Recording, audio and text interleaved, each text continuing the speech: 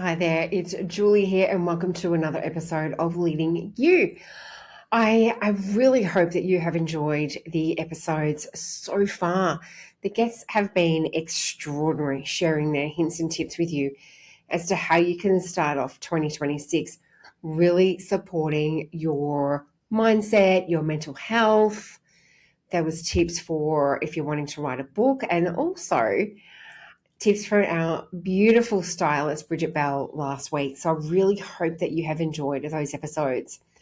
So I'm coming to you from a new studio this week because there was lots of noise around my house. And I've got here and there's some, jackhammering happening. There's always noise around where I live. So hopefully you can't hear the background noise, but I'm in a bit of a different setup. So I hope that you're hearing me okay. So, what I want to chat with you about today is something that I'm seeing constantly now, particularly when I'm chatting to high performing women, and it's not just women, it's men as well. So, this is not gender specific, but it certainly impacts more women than men. And I spoke about this in my masterclass last week. Confidence isn't the problem and visibility isn't the answer. And I wanted to share some of that in this podcast with you today. Now, for most women, they're often unclear of the identity that they are leading from. And when I say identity, you might reference that as personal brand, as your leadership brand, as who you're showing up as every single day. And I know at the start of the year that a lot of women had the best of intentions to be showing up really intentionally, to be using their voice differently, to position themselves so that people can see the capability in them. But often when life hits, when things get back to normal, we can often revert to old ways that have worked for us to a point, but are not getting us to where we want to go. And this is where people are feeling like they're hitting a ceiling. And often it's a self-imposed ceiling that they're hitting and they just can't get that little bit further. So I wanted to explore that with you today and share some identities that I have identified in women who are doing this type of behavior and are doing it almost instinctively because it's what they know. So you can be very, very capable at what you do. You can be excellent at what you do, relied upon, but you can still be very misaligned. And that's what I want to touch on today.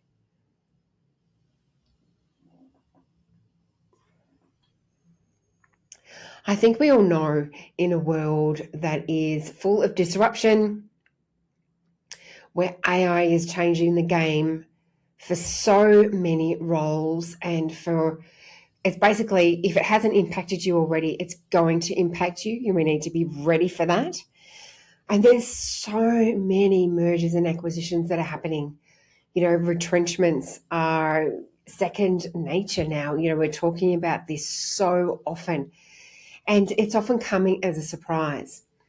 And it's often coming as a surprise because you have been the one who's been relied upon, but it doesn't necessarily make you someone who's seen for the next. That might be the next level for you, and that might be the next, part of change that the organization is going through. And that's why we really need to be ahead of the game here. And that's why we need to keep our eyes up and understand exactly what is going on. Because with AI, with leaner structures, with restructures, we need to be really careful on how we are positioning ourselves. And our old behaviors, the ones that we did where we were the ones who would jump in and get stuff done, who would sort out a mess, who might be put on a project to sort it out because you're reliable, the one who will just come in, do what they need to do, doesn't create too much trouble. That doesn't necessarily work for you anymore. And it certainly does not convert to influence. So capable women certainly don't fail suddenly, but they quietly overextend themselves by doing things that are not working for them. So I see this show up in 3 ways. As I said, I've identified 6 identities that women can often cycle through. And these 3 identities I say are at the bottom of a ladder. Now, the first identity that I want to touch on with you today is the self-editor. Now, how this shows up is that person who edits themselves depending on who they are with. So there'll be a different person in front of their boss, a different person in front of their peer, a different person in front of their team. And that can give off a very mixed message about your identity, about your brand. It's like, who are you? That inconsistency with your identity is caused because you feel like you have to be a different person for different people. And you might soften your language. You often overthink, what you're doing and how you're doing it and what you're going to say. We are people. This is basically people pleasing in professional clothing. So it's what I call the self-editor, the one who's like the chameleon depending on who she is actually with. So a question for you, if you sort of resonate with that, where are you editing yourself before anyone even asks you to? Interesting question. Now, the second one is called the achiever, and this is a really common identity that plays out with women.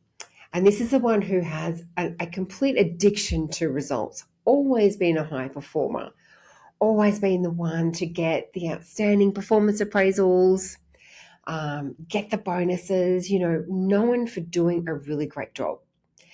And that was someone that I was known as when I was in corporate, where I got the outstanding appraisals. You couldn't get any higher. I got the accolades. I got the bonus, spoken about really highly, but not in the way that I needed to be when I wanted to go for my next level. I wasn't considered capable for that. Now, I loved doing a great job. I loved being that high performer, but it worked for me to a point.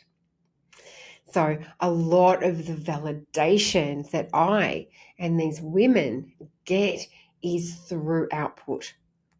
It's through getting stuff done, like getting shit done, like getting through that to-do list and everyone else's to-do list for that matter. It's like, give this to me because I can just do it. And this works until it stalls. This 110% worked for me until it didn't. Until, achieving and getting these high results. And don't get me wrong, you need to be performing. You need to be hitting your KPIs and getting really strong results, but it's not the be all and end all. There's a whole lot more that matters, and that comes back to your identity. Excuse me. So you're trusted to deliver, but you're not trusted for that next. And in my situation, I was trusted to deliver, but I was not trusted to be a leader of a large business and a large team. Point blank. Very hurtful, but fact. The third one is called what I call the go-to. They're the ones who are indispensable. They're the ones who are carrying too much, often feeling incredibly overwhelmed, but won't speak up because they love being the go-to. They feel needed. They love that people come to them. And, this can often be played out in terms of like a mother figure, the ones who solve all the problems for everybody. But internally, they can feel a lot of quiet resentment in there. It's like, okay, everyone else comes to me, even though I do love that. There's a sense of significance that comes with being the go-to, being the one who's needed, but there's not progression. And being needed is definitely not about positioning. So they're the three roles that I see playing out. And that's caused by getting stuck in old habits, getting stuck in old identities that have led you to a certain place that have, really helped you achieve a certain amount of success, but it doesn't get you to that next level, right?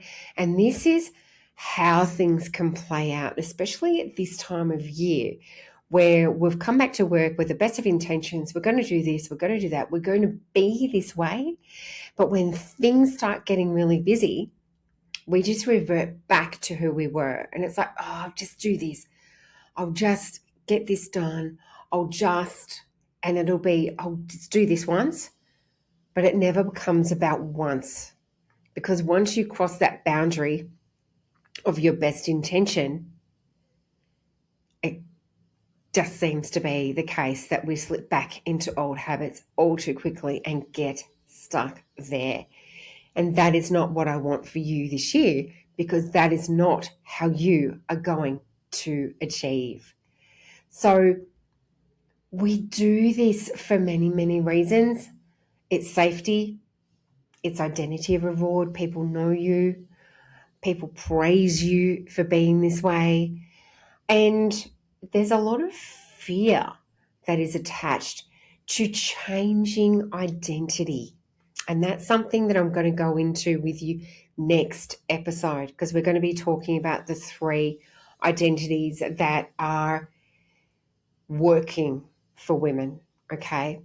And I remember when I realized that how I was operating as the achiever when it wasn't working for me, and I really wanted to change so that I could position myself a lot more effectively as the leader that I knew I was. I knew that I was. I knew I was capable of doing that, but people had to see that opportunity and that potential in me. So I had to really change how I positioned myself. Now, it wasn't easy. It took me a year, but I had to have clarity on who I wanted to be, what I stood for, and really anchor to that. And we're going to touch on that next week. So I want to just go through the early signs that you've outgrown the identity. And it might be one of those three. It might be a version of that. But there'll be some internal friction. It'll be like frustration, and you may not be able to name it, but it's like that slow boil of something that's just really annoying you, but you're not sure why, because you're getting the results. And of course, that's what you're paid to do, right? There can be that feeling of fatigue. It's like showing up every day in the same way and not getting the results that you want. You're not using your voice in the way that you are capable of. You're not positioning yourself in a way that you're capable of. You're not being considered for the roles that you know you're capable of. So there's that real fatigue with the trying, right? And there's replaying the conversations in your mind and feeling invisible and overloaded. And there can be some real resentment around that. And that is because of the misalignment, because you're very now misaligned with where you're wanting to go, with the identity that you want to be known for, with your next. And this feeling of resentment, the fatigue, replaying conversations in your mind over and over again, this can cause burnout. Burnout is not always caused by doing too much. It is caused through misalignment, right? This is what can cause burnout as well. That overwhelm, the fatigue, misalignment can cause that. So what I introduced in the masterclass is what I call an identity audit. And I created a bot to help people go through that. It's just a series of 5 questions that people can go through that they can answer. And this encourages just some reflection, and it's very private for you. It's a GPT that I built on ChatGPT, so you can use that with a free account. The link is in the show notes, and you can just go through that and really understand, who am I being rewarded for being, and who do I need to become next? This series of questions, really easy, will just help you with that. Now, once you've come to this realization that you really do need to change, this work can be really hard to do alone. For me, it was very hard to do alone. And in fact, I didn't do it alone. I had help to get me there. And that's why I created the Lead Her Mastermind. And that's for women who are sick of playing out old identities and old ways of being, and know that they have to change how they are operating, change how they were showing up, change their identities. And this is starting at the end of February. That's the launch, but you can join us anytime. And this is all about identity and anchoring to who you are and what you stand for and where you are going next. And this is having that community of support around you as well. So the link is in the show notes for that. So I'm going to leave this one here, and I'm really excited to get into podcast number 2, because that is all about the go-to authority. And I talk about the mindset shift that women really need to adapt and adopt to really step into their new identity with ease and grace. So I look forward to chatting to you next week. And if you have loved this episode, please do rate and review. And I look forward to seeing you soon.